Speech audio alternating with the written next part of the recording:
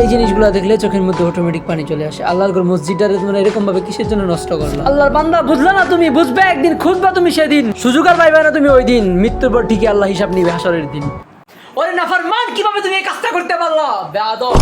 আল্লাহর ঘর মসজিদের কাজটা তোমরা করছো, যদি এটা ঠিকভাবে করতা, মানে এটা যদি একটু ঠিকভাবে করতা, তাইলে আজকে মসজিদের এরকম অবস্থা হইতো না। মসজিদটা মাঝখান থেকে ফাটা ধরছে, তোমাদের তো টাকা দেওয়া হয়েছে, তোমাদের টাকা দেওয়ার পরেও তোমরা কিরকম ভাবে এই কাজটা করলা? মানে তোমরা যদি আরেকটু ভালো করে কাজটা করতা। মসজিদটা বানছে মাত্র 3 থেকে 4 মাস হয়েছে, এর মধ্যেই মসজিদটা ফাটা ধরে গেছে। তোমরা তো ভাই মুসলমান নামের কলঙ্ক, লিটারালি তোমরা নামাজ পড়ো না ঠিক আছে, কিন্তু তাই বললাম মসজিদের এই অবস্থা করে দিয়ে যাইতা, এটা একদমই ঠিক করো না তুমি। এটা তোমরা মুসলমানদের হৃদয়ের মধ্যে আঘাত করছো ভাই। আমার কাছে মনে হয় কি তোমরা আছে না, এটা একদমই ঠিক করো না। গেছে তোমাদের আল্লাহর কাছে তওবা করা উচিত। তোমরা আল্লাহর মসজিদ এরকম ভাবে বাজে আলে ছাইরা দিয়ে গেছো, আর তোমরা এরকম ভাবে বাজে ভাবে কাজটা করছো যে কারণে মসজিদটা অল্প দিনের মধ্যে ফাটা দিয়ে গেছে। আমি অনেক শর্টকাটে এই জিনিসটা এক্সপ্লেন করে তোমাকে আমি জিনিসটা বোঝাই। তো বিষয়টা হলো কিছুদিন আগে আমাদের খানাবাড়ি বাজারের মধ্যে একটা মসজিদ নির্মাণ হয়।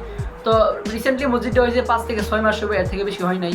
তো কিছু মিস্ত্রিরা মানে মসজিদটা বাঁধছে। এখন আমার কথা হলো মসজিদটা তোমরা যেহেতু বাঁধছো, তোমাদেরকে যেহেতু পে করছে হুজুররা, বাজারের কমিটিরা, তোমাদের উচিত ছিল না মসজিদটা ভালো করে সুন্দর করে কমপ্লিট করে দেওয়া। বাট তোমরা কি করছো? তোমরা এরকম ভাবে কাজটা করে দিয়ে গেছো সদামাতা করে, যে কারণে আল্লাহর মসজিদের যে বারিন্দাটা আছে এটা খুব শীঘ্রই, মানে 2-3 মাস হইতে না হইতেই বৃষ্টি হালকা একটু পানির কারণে এই মসজিদের যে বারিন্দাটা আছে এটা পুরোপুরি ফাটা ধরে গেছে। কিছুদিন পরে এটা বাইন্ডে একবারে পুষ্করিণীর মধ্যে যাবে।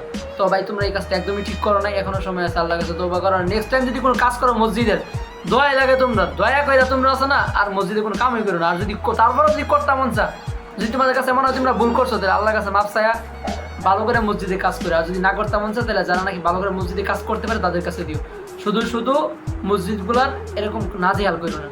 আল্লাহ ছাড় দেয় কিন্তু ছেড়ে দেয় না। এই জন্য আল্লাহর মসজিদের ক্ষতি করার চেষ্টা ভুলেও করো না, এটা একদমই উচিত না। গাইস তোমাদের কাছে কি মনে কমেন্ট বক্সের মধ্যে জানাও তারা কি ঠিক করছে কিনা এইসব মিস্ত্রিরা এরকম বাজেভাবে কাজটা করে দিয়া। আর বাই দ্য ওয়ে তোমরা চাইলে আমার চ্যানেলকে সাবস্ক্রাইব করতে পারো, এটা হচ্ছে আমার ব্লগিং চ্যানেল, নিয়মিত ডেইলি ব্লগ দিব, সাবস্ক্রাইব।